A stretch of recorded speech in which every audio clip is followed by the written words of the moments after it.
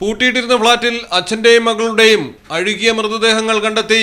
സംഭവത്തിൽ അച്ഛനെ ചികിത്സിച്ചിരുന്ന ഡോക്ടർ പിടിയിൽ. തമിഴ്നാട് തിരുമുല്ലൈവയലിലാണ് സംഭവം.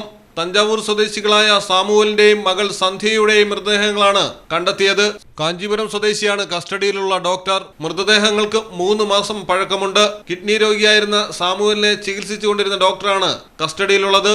ഇൻസ്റ്റാഗ്രാം വഴി സന്ധ്യ ഡോക്ടറെ പരിചയപ്പെട്ടിരുന്നു. അങ്ങനെയാണ് സന്ധ്യയും അച്ഛനും തിരുമുല്ലവയലിൽ എത്തുന്നത്. ഡോക്ടറാണ് ഇവർക്ക് താമസിക്കാനുള്ള സൗകര്യങ്ങൾ ഒരുക്കിയത്. ഇയാളുടെ മേൽനോട്ടത്തിലായിരുന്നു സാമുവലിന് ഡയാലിസിസ് അടക്കമുള്ള കാര്യങ്ങൾ ചെയ്തിരുന്നത്.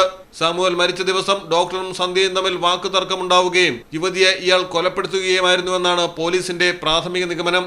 സന്ധ്യയെ കൊലപ്പെടുത്തിയ ശേഷം മൃതദേഹത്തിൽ നിന്ന് ഗന്ധം പുറത്തു വരാതിരിക്കാൻ ഫ്ളാറ്റിലെ AC ഓൺ ചെയ്ത് ചില കെമിക്കലുകൾ അടിച്ച് വീട് പൂട്ടിപ്പോവുകയാണ് പ്രതി ചെയ്തത്. കഴിഞ്ഞ ദിവസങ്ങളിലായി ഫ്ളാറ്റിൽ നിന്ന് ദുർഗന്ധം വരുന്നത് ശ്രദ്ധയിൽപ്പെട്ട അയൽവാസികൾ പോലീസിൽ വിവരമറിയിച്ചു. ഫ്ളാറ്റിൽ നടത്തിയ പരിശോധനയിലാണ് ഇരുവരുടെയും മൃതദേഹങ്ങൾ കണ്ടെത്തിയത്. News desk Malayalam television. Diamond ആഭരണങ്ങളെയും പ്ലാറ്റിനം ആഭരണങ്ങളെയും സ്നേഹിക്കുന്നവർക്ക് മിത്ര ഡയമണ്ട്സ് നൽകുന്നു.